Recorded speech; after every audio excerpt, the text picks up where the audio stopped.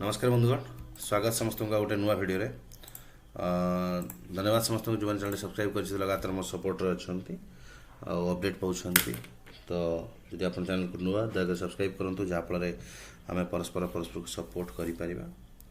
बंधुगण यहाँ गोटे छोट भिडियो किसी पिलांकर प्रश्न को लेकिन खास करके जो साथी मैंने वर्तमान LTR टीचर प्रिपेरेसन करुँच जाचे आमर मार्च 23 तारिख रे आसिकी पहुँच जाए डिक्लेयर सरी एग्जाम तारीख। तो प्रश्न ये आस कट ऑफ केते जाई पारे ओके आउ सेफ स्कोर केते हबो केमिति पढ़िले केमिति भल स्कोर करी हबो मतलब सिंपल अर्थ जो देखिबा ओके प्रतित हला सिलेबस सिंपल अर्थ जो देखिबा ना कट ऑफ केते जाई पारे ओके गत थर आरएसटी रे जेंति गोटे क्वालिफाइंग स्कोर रखितला सेमिति किछि नाही आउ कट ऑफ जदि देखिबा डिफरेंट कैटेगरी पे डिफरेंट जीवो ओके कहीं ये आर्ट्स आउ साइंस पिला ही दौरान प्रिलिमिनारी ये जो प्रिलिमटा समस्त नुह जो गुड़ाक अधिक एप्लिकेशन आसी प्रिलिमिनारी होची प्रिलिमिनारी टार्गेट जी पोस्ट अच्छी 500 पोस्ट अच्छे गुणन 5 एति पिला से नवा मेन एग्जाम से से माने कौन करेंगे कट ऑफ से हिसाब से आसो तो एप्लिकेशन जिते अधिक आसो से अनुसार आसो। तो लास्ट टाइम देखिए जदि एवरेज ना जो माने जनरल आउ एससीबीसी पिला 40 रु 60 भितर सब थिला कट ऑफ लिमिट ए वर्ष भी से लगुच 40 टू 60 भितर कट ऑफ रहिबो खास करके जो माने जनरल आउ एससीबीसी कोटा रहउछंती खास करके हमर आर्ट्स आउ साइंस रे से मानक पई ही तो होउछ प्रीलिम। आ जदि पचारिबा सेफ स्कोर केते अन्य मान जो पचारछंती सेफ स्कोर केते केते स्कोर रखिला में सेफ रहिबा तो अप्रोक्सीमेटली मु एक्सपेक्ट या करी जदि आपण जनरल पिला जदि आपण जनरल कैटेगरी पिला ताले आपणकर 60 प्लस रहिले आपण सेफ आ जदि आपण एससीबीसी कैटेगरी पिला ताले होय त आपणकर 55 प्लस रहिले आपण सेफ बोली धरिबा। बाकी रहिला आपणकर एससी एसटी ये सब रिजर्व कैटेगरी रहउचंती एसटी तो बहुत सहज 30 रहिले भी सेफ बोली धरनबा एससी से भलिया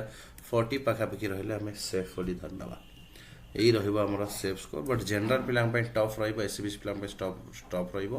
55 प्लस 60 प्लस रहिले आम सेफ हो पारिबा राइट ये हूँ आमर सेफ स्कोर बोली धरिबा। आ कट ऑफ ताठू कम भी जाइपारे टिके अधिक भी जाइपारे स्लाइटली अधिक भी जाइपारे डिटेल एग्जाम सरला परे आउ टिके एनालाइज तापर करिबा। वर्तमान आउ गोटे जिनस देखिबा ना केमिति लेखिले बा कौन कले भल स्कोर रहिबो सिंपल जिनस आमर जनरल स्टडी रोचे 30 मार्क 30 क्वेश्चन आसो तापटे अधिक फोकस करवा दरकार जोटा कि सहज आम पढ़ी आसचे स्कूल टाइम रू जो माने आर्ट्स पिला तांकर प्रॉब्लम हम वर्तमान कोटा तांकर प्रॉब्लम हम एरिथमेटिकटा आर्ट्स पिला या ऊपर टे कम फोकस करवा खाली बुझा चेष्टा करवा से भली साइंस पिलांकर टच छाड़ी जाइथिबो जनरल स्टडीज उपरू से माने एरिथमेटिक उपर फोकस करवा यही दुईटा जिनस आमको करार सिंपल जिनस देखो करेन्ट अफेयर समस्ते अपडेटेड अच्छा आजिका समय कंप्यूटर रे समस्त knowledge logical reasoning mental ability test ये सब बेसिक जिनस ये तीनटा पर आपको पक्का फोकस करा पड़ो 20 आउ 10 ये 50 मार्क रु निहाती 40 मार्क प्लान रखा पड़े 40 मार्क केमती हासिल करी बाकी जो रहा आपंकर एरिथमेटिक आउ जनरल स्टडीज 50 मार्क ता भितर कारण आर्ट्स पिला तो एरिथमेटिक रे किसी दुर्बल हो पारती साइंस पिला जनरल स्टडीज रे किसी दुर्बल हो पारती तो एनवायरमेंटल चेंज ऊपर नॉलेज भल थी but geography economics and polity ऊपर टिके नॉलेज कम थी तो चेष्टा करवा ये जब आम 40 आनी पारुचे ताहले द्वितीय बाट हूँ जो जनरल स्टडी आ एरिथमेटिक रहा एठी general study 30 mark arithmetic 20 mark arithmetic पिलांकर साइंस पिलांकर बढ़िया पड़े आसो 20 रु से माने 17 18 19 भी नहीं आसी पारती तो साइंस पिलांक बाट खोलीगला सी एठी जदि 40 पाई आउ 10 20 पर्यंत 15 17 पर्यंत नहीं आसबे कोथरे एरिथमेटिक रे तांको फायदा हबो। जनरल स्टडीज चेष्टा करेंगे 30 रु एटलिस्ट किसी नसले 5-10 पलि आसू ओके आ सबुठ गोटे बड़ जिनस क्वेश्चन आसुनी अटेंड करेंगे कहीं ना जो 4टा रंग क्वेश्चन दौच गोटे मार्क माइनस हो तो आसुनी 100% ना माने कन्फर्मेशन ना ताको अटेंड कर ना आ जो टॉपिक तुम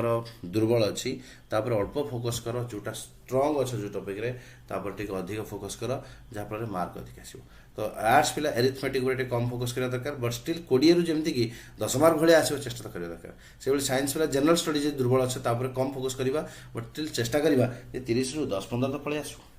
କିନ୍ତୁ ବାକି ସବଜେକ୍ଟ ଯୋଉଟାରେ ତୁମେ ଏକ୍ସପର୍ଟ ତା ଉପରେ ଟିକେ ଅଧିକ ଫୋକସ୍ କଲେ କ'ଣ ହେବ, ମାର୍କ ସେଇ ଅନୁସାରେ ଟିକେ ଭଲ ଆସିବ। ତ ପ୍ରିଲିମିନାରୀ ଯଦି ଆପଣ ଜଣେ 50-60% ମାର୍କ କରୁଥିବା ମାନେ ମାର୍କ ସ୍କୋର କରୁଥିବା ଷ୍ଟୁଡେଣ୍ଟ, ତେବେ LTRର ପ୍ରିଲିମ୍ କ୍ଲିୟର କରିବାରେ କୌଣସି ଅସୁବିଧା ହେବ ନାହିଁ, କାହିଁକିନା 40ରୁ 60 ଭିତରେ ହିଁ କଟ୍ ଅଫ୍ ଯିବାର ସମ୍ଭାବନା। ଯଦି ଆପଣ ଆଭରେଜ ଷ୍ଟୁଡେଣ୍ଟ ତାହେଲେ ଟିକେ କଷ୍ଟ କରିବାକୁ ପଡ଼ିବ, ଯଦି ଆପଣ ଭଲ ଷ୍ଟୁଡେଣ୍ଟ କ୍ୟାରିୟରରେ ତାହେଲେ ଆପଣ ଅଳ୍ପ କଷ୍ଟରେ କ୍ଲିୟର କରିଯିବେ। ବଟ୍ ପଢ଼ାପଢ଼ି ଜାରି ରଖନ୍ତୁ। ଓକେ, ଷ୍ଟଡି ମେଟେରିଆଲକୁ ଫୋକସ୍ କରନ୍ତୁ। ବର୍ତ୍ତମାନ ଆଉ ସବଜେକ୍ଟିଭ ପଢ଼ିବାର ସମୟ ନାହିଁ। ମୁଁ ମୋର ଗ୍ରୁପରେ ସବୁ ସବଜେକ୍ଟିଭ ଦେଇଥିଲି, ଏବେ ବର୍ତ୍ତମାନ ଅବଜେକ୍ଟିଭ MCQ ଇତ୍ୟାଦି ପଢ଼ନ୍ତୁ ଆଉ ପ୍ରିପାରେସନ୍ କଣ୍ଟିନ୍ୟୁ କରନ୍ତୁ। ପୁଣି ଆନାଲାଇଜ୍ କରିବା ଏକ୍ଜାମ୍ ପୂର୍ବରୁ, ଏକ୍ଜାମ୍ ପରେ ପୁଣି ଦେଖାବା ନୂଆ ଭିଡ଼ିଓରେ। Thank you so much.